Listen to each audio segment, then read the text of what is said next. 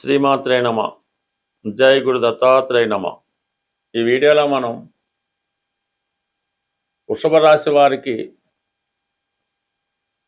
మే నెల మాస ఫలితాలు తెలుసుకునే ప్రయత్నం చేద్దాం. మరి వృషభ రాశి వారికి ఈ మే నెల 14 వరకు రాశి యందు శుక్రగ్రహ సంచరించడం జరుగుతుంది. దీనివల్ల ఈ రాశి వారికి మాలవ్య మహాపురుష యోగం అనే పంచమహాపురుష యోగం ఏర్పడుతుంది. ఈ యోగ ప్రభావం వల్ల జాతకుడికి ధైర్య సాహసాలు ఏర్పడుతుంటాయి. తనలో ఉన్నటువంటి నైపుణ్యానికి, టాలెంట్కి తగిన గుర్తింపు రావడం జరుగుతుంది. తనలో ఉన్నటువంటి స్కిల్స్ని సమర్థవంతంగా ప్రజెంట్ చేయగలుగుతూ ఉంటాడు. ఇది సాధారణంగా ఈ శుక్రుడు కళలకు కారణమవుతుంటాడు కాబట్టి సినిమా పరిశ్రమలో ఉన్నవారికి, టీవీ మీడియా రంగంలో ఉన్న వాళ్ళకి మంచి అవకాశాలు రావడం జరుగుతూ ఉంటుంది. దాంతో ప్రత్యేకంగా వృషభ రాశిలో ఉన్నటువంటి స్త్రీలకి అదనపు ఆకర్షణ పెరుగుతూ ఉంటుంది. ఈ సమయంలో ఏర్పాటు చేయనటువంటి పెళ్లి చూపులు లాంటివి విజయవంతంగా రావడం జరుగుతూ ఉంటుంది. అంటే వివాహానికి కూడా శుక్రుడు కారకుడు కాబట్టి వివాహ ప్రయత్నాలు చేస్తున్న వారికి మరి ఈ సమయంలో వివాహ సంబంధం త్వరగా కుదురుతూ ఉంటుంది.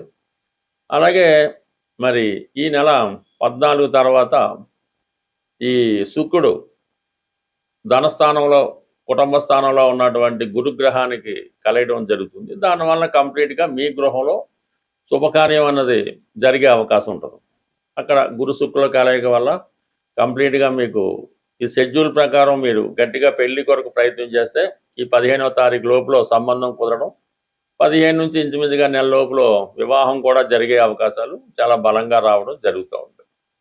ఇక ప్రధానంగా ప్రస్తుతం కుజుడు లాభస్థానంలో ఉన్నాడు. ఇది కూడా మీకు వివాహానికి చాలా కరెక్ట్గా చెప్తూ ఉంటుంది. సప్తమాధిపతి లాభస్థితి. విదేశంలో కానీ దూర ప్రాంతంలో కానీ ఉన్నటువంటి మీ భార్యతో కానీ భర్తకు కానీ ఏదో ఒక మంచి అవకాశం రావడం జరుగుతుంది. వారి యొక్క సంపాదన పెరుగుతూ ఉంటుంది. అలాగే పెళ్లి ప్రయత్నాలు చేస్తున్న వారికి అనుకూలంగా ఉంటుంది. భార్య యొక్క ఆదాయం పెరుగుతూ ఉంటుంది. అలాగే ఈ చాలా కాలంగా ఇతరుల చేతిలో ఉన్నటువంటి స్థిరాస్తి మీ చేతిలోకి రావడం కానీ, అలాగే రుణ ప్రయత్నాలు చేస్తున్న వారికి రుణ ప్రయత్నం ఫలించే అవకాశం ఉంది. అంటే కుజుడు అటు వివాహానికి, భార్యకి లేదంటే భర్తకి కారణమవుతూ ఉంటాడు. అలాగే సాధారణంగా స్థిరాస్తులు, భూములు వాటిపై వచ్చే ఆదాయానికి అన్నదమ్ములకు కూడా కుజుడు కారణం అవుతూ ఉంటాడు. మరి ఈ కారణం వల్ల కుజుడు లాభస్థానంలో ఉన్నప్పుడు ఇవన్నీ కూడా జాతకురాలకి లేదంటే జాతకుడికి అనుకూలంగా రావడం జరుగుతూ ఉంటుంది. శనితో కలిసినటువంటి కుజుడు ఉండడం వల్ల అంటే ఉద్యోగ ప్రయత్నాలు చేస్తున్న వారికి ఈ ఉద్యోగ ప్రయత్నాలు చాలా వరకు ఫలిస్తాయన్నమాట. అంటే కుజుడు శని కలిసి లాభస్థానంలో టెక్నికల్ రంగంలో ఉన్న వాళ్ళకి మంచి అవకాశాలు రావడం జరుగుతూ ఉంటుంది. అలాగే ఈ పోలీస్ డిపార్ట్మెంట్ వాటిలో ఉద్యోగాలకు కూడా యూనిఫారం వేసుకొని రక్షణ శాఖలో కానీ, సెక్యూరిటీ డిపార్ట్మెంట్లో కానీ అలాగా ఎవరైతే ఉన్నారో వాళ్ళకి నూతన ఉద్యోగ ప్రయత్నాలు కూడా ఫలించే అవకాశం ఉన్నది. దాని తర్వాత కుజుడు 11వ తారీఖున వ్యయ స్థానంలోకి రావడం జరుగుతుంది. కుజుడు 12వ స్థానంలోకి వచ్చినప్పుడు సాధారణంగా ఏంటంటే దూరంగా ఉన్నటువంటి భార్యాభర్తలు కలుసుకోవడం కానీ, దూరంగా ఉన్నటువంటి భర్త గారు మీతో కలుసుకోవడం కానీ జరిగే అవకాశం ఉంది. ఆల్రెడీ అక్కడ బుధుడు వ్యయ స్థానంలోనే ఉన్నాడు రవితో కలిసి. అంటే బుధాదిత్య యోగం ఏర్పడింది ఈ నెల 15వ తారీఖు వరకు ఉంది. అయితే చతుర్థాధిపతి వ్యయ స్థానం వల్ల గృహ అవసరాలకి ఏదో ఒక వస్తువులు సమకూర్చుకోవడం, ఎక్కువగా ధనాన్ని ఖర్చు పెట్టడం జరుగుతుంటుంది.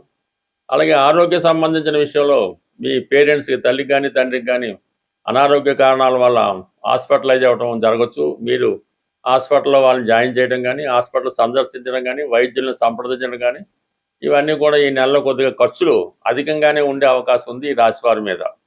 అలాగే ఏంటంటే మరి ఏదైనా స్థిరాస్తి కొనడం కానీ, ఇల్లు మారడం కూడా ఈ సమయంలో జరుగుతూ ఉంటుంది. అంటే 12వ స్థానంలో బుధుడు ఉండడం వల్ల అంటే పిల్లల యొక్క చదువు కొరకు, వారి పుస్తకాలు, ఎలక్ట్రానిక్ సామాన్లు వాటి కొరకు, రవి ఉండడం వల్ల ఏంటంటే వైద్యం కొరకు, అలాగే ప్రభుత్వానికి చెల్లిన ఫీజులు వగైరా, స్కూల్ ఫీజులు వగైరా, ట్యాక్సుల కొరకు, కుజుడు వలన ఏంటంటే మరి అక్క చెల్లెలకి, అన్నదమ్ములకి వారికి ఏదైనా సౌకర్యం కల్పించడం కానీ, భూములు స్థిరాస్తుల మీద ఇన్వెస్ట్ చేయడం కానీ ఇవన్నీ కూడా అధిక బడ్డెను జాతకుడికి చెప్పడం జరుగుతుంది. అయితే మరి తగు విధంగానే ఆర్థిక పరంగా కూడా సమయానికి ధనం వస్తూ ఉంటుంది. ఎందుకంటే లాభంలో సాటన్ ఉన్నాడు.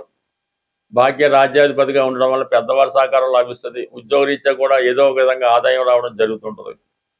ఇక ధనస్థానంలో గురుగ్రహ సంచారం, అలాగే శుక్రుడు కూడా మరి ధనస్థానంలోకి ఈ నెల 14-15 తర్వాత సంచరించడం జరుగుతుంది. అందువల్ల మీ కుటుంబంలో ఒక శుభకార్యం జరగడం, దాని నిమిత్తం ధనం రావడం, అలాగే మీ కుటుంబంలో ఒక స్త్రీకి ఉద్యోగ ప్రయత్నాలు ఫలించడం, ఇవన్నీ కూడా సాధారణంగా ఈ వృషభ రాశి వారికి చాలా కాలంగా ధన లాభస్థానాలు ఈ గురు శుక్రుల వల్ల యాక్టివేట్ అవ్వడం వల్ల ఆర్థిక పరంగా బాగుంటుంది.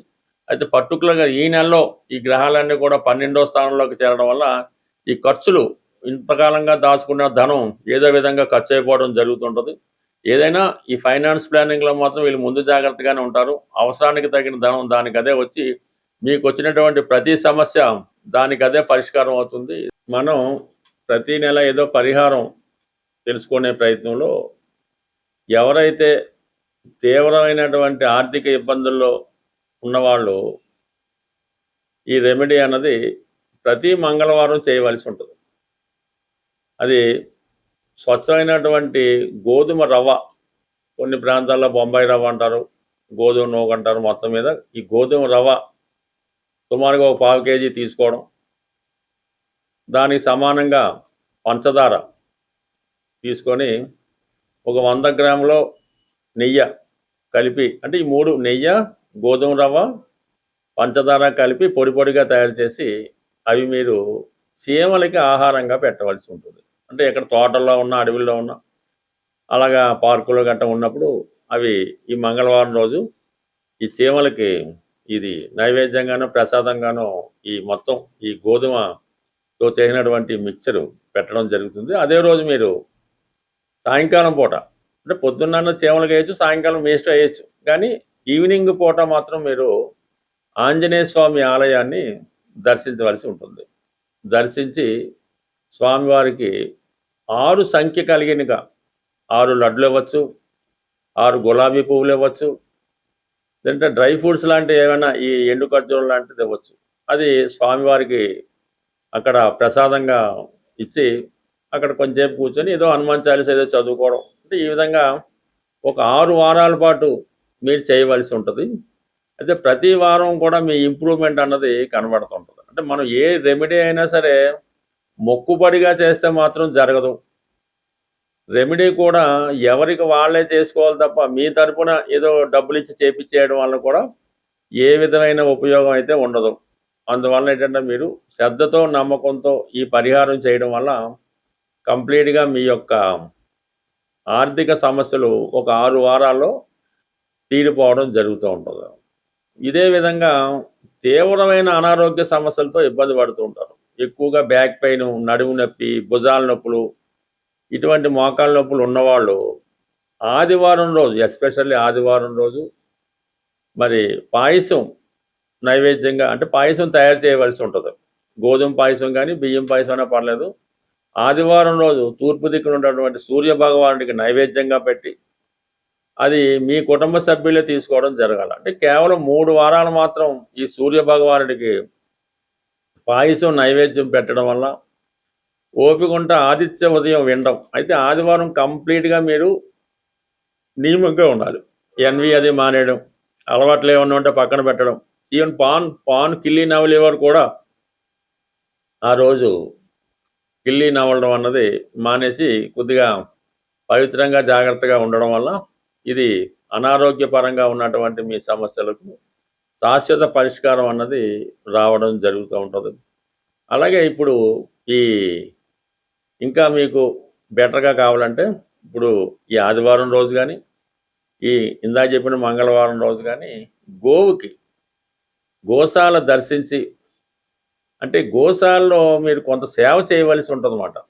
అది అక్కడ ఉన్నటువంటి శుభ్రం చేయడం, శుభ్రంగా ఆవుకి స్నానం చేయించడం, కాళ్ళకి అది అంటే గోసేవ చేయవలసి ఉంటుంది. గోవికి నచ్చే విధంగా మీరు ప్రవర్తించడం వల్ల, గోవికి కొంత ఆహారం తినిపించడం వల్ల కనీసం ఒక 40 నిమిషాలు, గంటన్నా ఆ గోశాలలో మీరు కాలం గడపడం వల్ల మీలో ఉన్నటువంటి నెగిటివ్ ఎనర్జీ లాంటిది, దుష్ట శక్తులు ఏమైనా ఉంటే అవి కంప్లీట్గా వెళ్ళిపోయి మీకు ఒక మంచి స్వచ్ఛంగా రావడం జరుగుతుంటుంది. మంచి గాలి పీల్చడం వల్ల మీకు మరి అది స్వచ్ఛతగా ఉంటుంది. అప్పుడు మీకు భగవంతుడి యొక్క అనుగ్రహం తొందరగా లభిస్తూ ఉంటుంది అన్నమాట.